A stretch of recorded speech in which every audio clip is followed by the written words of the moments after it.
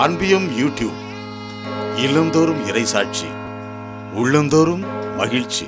மரித்த விசுவாசிகளின் நினைவு நாள் நவம்பர் மாதம் என்றாலே கல்லறை தோட்டம் எல்லாம் அழகு செய்யப்படுகிறது, புது பொழிவு பெறுகிறது, இறந்தவர்களுக்கு திருப்பலி நிறைவேற்றப்படுகிறது.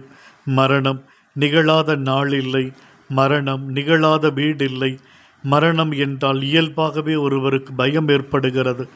மரணம் வாழ்வில் பெரும் இழப்பை ஏற்படுத்துகிறது. இறந்தவர்களுக்காக மன்றாடுவது என்பது விவிலிய வழக்கம். மக்கபேயர் புத்தகத்திலே யூதா இறந்தவர்களுக்காக பாவ பரிகார பலி ஒப்புக்கொடுக்க எருசலேமு ஆட்களை அனுப்பி வைத்தார். பழைய ஏற்பாட்டு பலிகளை விட இயேசுவின் ஒப்புயர்வற்ற கல்வாரி பலி அனைத்து பாவங்களையும் போக்குகிறது.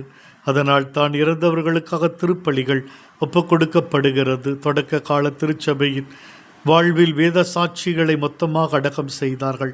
புனித பேதுரு, புனித பவுல் கல்லறைகள் மக்கள் விரும்பி சந்திக்கும் இடங்களாக மாறியது. கிபி 998 புனித ஓதிலோ தன்னுடைய குளுனி சபையினர் இறந்தவர்களுக்காக ஜெபிக்கும் வழக்கத்தை தனது துறவு மடத்தில் இறந்தவர்களுக்காக ஏற்படுத்தினார். இது அகில உலகமெங்கும் பரவியது.